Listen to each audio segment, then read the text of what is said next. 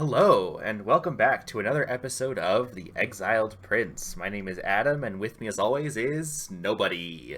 So, last we left off, we had just left the Deadlands after profiting immensely in ancient technology, and we had picked up a couple of new faces, some worker drones from the slave markets, and also an incredibly depressed robot from Black Desert City named Sad Neil, one word. So, in front of you here is a Tech Hunter way station at the edge of the Great Desert. I like this way station a lot, just because in my last playthrough I used it to supply a base that I built in the desert. And we're about to start a little jaunt through the Empire's territory, a little sightseeing, not any ruins or anything to explore here, because it's so you wouldn't think that the most barren desert in the game is one of the most settled areas in the game, but it really is. I'm gonna meet, people for once. Uh, so let's get right into it. No dilly dallying, as I want to do. First up is Eyesocket. Eyesocket is a slave market. Yay! Welcome to the United Cities. Um, the Eyesocket is run by, I don't know in game if it's the technically the slave traders or the traders guild, but those are in lore essentially the same thing, even though there's two distinct factions in the game. Um, the slave traders are part of the larger traders guild, which is in turn a sort of symbiotic entity to the United Cities, as you'll see when we reach the city of Heng or Hung. I don't know. We'll see. So this is Eyesocket. It's kind of sad. Here's a close-up of the slave markets. Love those cheery signs. So we're gonna go in and see if, because we've set the rule that we're not spending money to get non-hive recruits. We're gonna go into these markets, see if there's any hivers we can buy out of slavery. And what do you know? First off, we find our second soldier drone. This one's name is Claw. Very excited to add him to the team. Give Ray a little buddy. Yeah, we get him on the team, and we also buy the freedom of a worker drone. However, this worker drone won't be joining us. When you buy a slave, when you free a slave illegally, either they'll follow you out, or out of fear they'll stay in their cage. And if you buy their freedom, they'll always follow you out, of course, because you've bought them. And if you, once they've followed you out, then there's a chance either for them to part ways with you or to join your team. So this one, and I believe we buy a second one in the market as well, they both decide to part ways with us. Yeah, you can see the one in the back says that he appreciates setting us free, but he needs to get back to his home. And the one in the front says his family needs him. I don't know what kind of a family a exiled hive worker drone has, but good for him, or them. And moving on, we travel through the desert. Here's the catching a snatch of a conversation that happens where I think usually a Shek character, or maybe just a strong character, asks who the leader of the group is. And everyone's like, I don't know. Don't look at me. So you can see here, I think that's Fogman. Yeah, that's Fogman is, saying, hey, I'm not the leader. Don't look at me. But he... And then the Shek is like, I'm the leader, and no one's really into it. And they're like, piss off. So it's a fun little exchange to be had. And here we see one of the biggest cities in the Empire. It's not the capital, but it is, I think, larger than the capital. This is the city of Heng or Hung. I'll put the text on the screen. I don't know if it's pronounced the way you'd read it in English, or if you'd pronounce it in Hung, I think would be if it was Chinese. I don't know. This is a bustling Empire city, and also the home of the Traders Guild. You can see in this sort of front section of the city, we've got big outposts. There's a police station. We have a thieves' tower. We've got shops. And you can see right up there in the front, Fiona's talking about how fat and weak the Empire is. And then that second section in the back with the big round kind of palace building is the Traders Guild capital. And there's a slave market in there, because of course there is. I've got a close-up of this is the Traders Guild building. That's where Longin, who is the leader of the Traders Guild, lives. He's there. Maybe later on in this playthrough we'll come back here in a less friendly manner. Make some unfriendly amendments to the United Cities political structure, but that remains to be seen, because they're a little ways down on our list from, the cannibals and maybe even the Holy Nation. Here's a little shot of the samurai patrol. We wouldn't be in Empire territory if there wasn't a group of samurai around. This looks like it's a low to mid-level squad, because a lot of them aren't wearing helmets. I don't remember exactly, but it looks like a lot of conscripts and low-level samurai. But wait, what's this?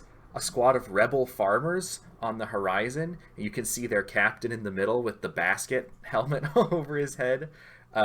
These guys look super ready for a fight, and that's what they do. They're gonna throw down with the samurai.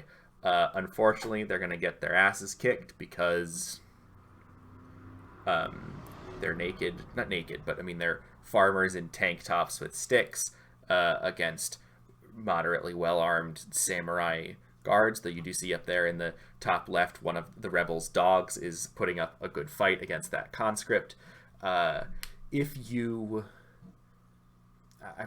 this might be a mod that I'm not using. I don't know what Kaizo does, but if you assist in overthrowing the United Cities and putting some of their territory under the control of the rebel farmers, the rebels will start to spawn better squads. They'll start to be actual armed militia squads instead of just angry farmers looking to whack someone with their sticks.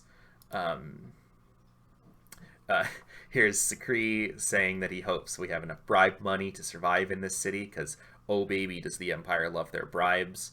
The way you join their faction is you just walk up to them and give them 100,000 cats. And again, cats is short for katans, which is the currency. You don't give them literally 100,000 little kittens, though that would be wild. I would absolutely ally with an adventuring party that brought me 100,000 cats. Though I would need 100,000 monies to pay for all their vet bills. And here, moving on through the Empire, this is one of the stone camps. This is not a slave market, but it is a stone quarry that is worked by slaves. That you can see there's that little square house all the way in the back where they do sell slaves, of course, because it's the Empire. But you can see up here in the front, we got all these. We've got ore drills and stone mines and what are these, like iron and steel refineries, and there's an item furnace in the middle. Lots of industry. You gotta build those buildings somehow. And next is, I looked up the names of the cities before this and I've forgotten. I think this is Stoat or Heft. One of the other cities in the Empire. This is Heft. Okay. This is where I think this is where the Emperor lives. It's Heft. Heft is where the Emperor lives. He lives. You can see it's the same building style as the Traders Guild building right there in the middle, the big round one. That's where Emperor Tengu lives. And then around we've got lots of shops. It's a fine city, I guess. I don't like it as much as some of the other cities. One of the things that's really cool about Kenshi is that it makes the locations feel really different, even though, as you might be able to tell, they're using the same set of building designs. Like, all the different factions basically use the same set of building shells. They've got these long houses and these snail houses, sometimes these big round outpost buildings and the watchtowers. But each place feels so different because of the different units and enemies that spawn in the area, the different weather, the different landscape. The shops all carry different things based on where you are. So if you're in the Shek Kingdom, you're not going to find any weapons smaller than an adult human, because that's all they use, and you'd have to go somewhere else to find stuff. I think it's very cool the way they make the kind of, sometimes a specific faction's locations will blend together, but the different factions really stand out from each other in terms of the vibe of what you can find in their city. So anyway, this is Heft. I don't think... yes, so we bought some more worker drones out of slavery. Again, coming in with the shackles. I'm not going to play the Soviet anthem again, because the last video got a copyright claim because I used 10 seconds of the Soviet anthem, which is one of the more ironic things that has happened to me lately. But as you can see, 2 of those 3 worker drones did decide to stick with us. Again, look very similar. These are named Swift and Metaru.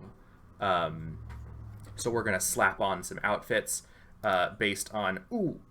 before we see their outfits, this is my favorite and least favorite minor faction in the game. They're my least favorite because I hate them, and they're my favorite because I love to hate them. They're a minor faction that you can find inside the United Cities called the United Heroes League. And they're a gang of shitty racists. And if you come into... as it's happened to me in the other playthrough, and I don't remember if it happens at some point in this one, but it might. If you encounter them in the city as a Hive character, they will shout slurs at you, and then follow you out of the city, and then attack you. And so it is very satisfying to beat the shit out of these guys. So I'm always very excited when I run into them because they're really fun to dunk on. Oh, and here we are. Actually, we're not fighting them in this picture. This is them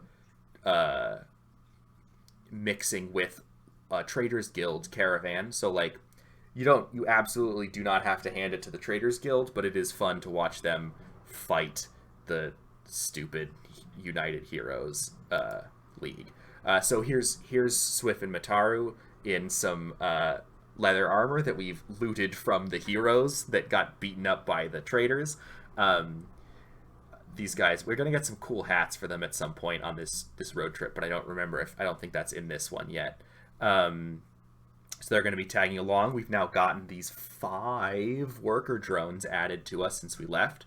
So that's going to swell our ranks. And we have just one more person to recruit before there's a little break of no recruiting. And then we'll recruit some more when we get to Mongrel. Here's another. We've come into the city of Shobatai, which I'll have a picture of in a second, and we've encountered the heroes again, or another group of them, and yeah, they're not impressed with seeing a Hive person, which you gotta imagine is like the United Cities is one of the human factions that has a good amount of the major factions in the game. The United Cities has the highest rate of Hive characters because even though they're incredibly like an oppressive class-based society, that's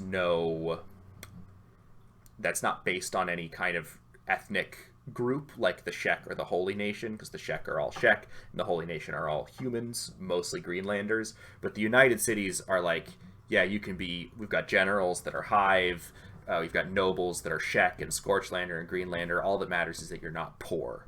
And if you are poor, we'll sell you into slavery. So there's that.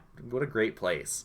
So here's an exterior shot of Shobatai. You can see one of the local nobles' guards shouting at us to bow, maybe not even at us, to bow before the Lord passing.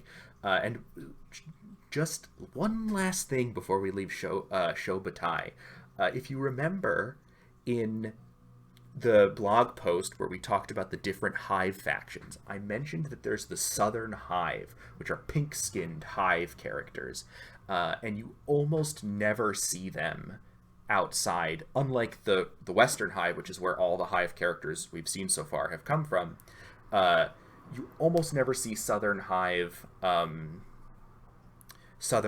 characters outside of the Southern Hive because they kill the dissenters instead of exiling them. So the top general of the United Cities, General Igor, is a Southern Hive soldier drone, and I believe there's also a Southern Hive worker drone in a prison, in the max security prison that you can free. But other than that, you almost never recruit them, except there's a very, very tiny chance of them spawning in slave market situations. And so that's how we found Carp. I didn't name him, that's his name. Look at this lad. Look at this guy. He's pink. He's a pink soldier drone. We got a fucking hiver, a Southern hiver, baby. Look at him. Ooh, baby, he's in armor. Hell yes. I was so excited to get that. I've never had a Southern Hive character in this game. Functionally, they're identical to the other Hive characters, I think. I think they have like a 0.1 bleed rate difference or hunger rate. It's some tiny, or like they're tough. There's one tiny mechanical difference, but largely they're the same. He's the same as Claw or Ray, but just very, very pumped. Very pumped to have a Southern Hive dude in our party. And that is it for today. Coming in at our shortest one at 17 minutes. Hope you stuck around if you did. And I'll see you next time.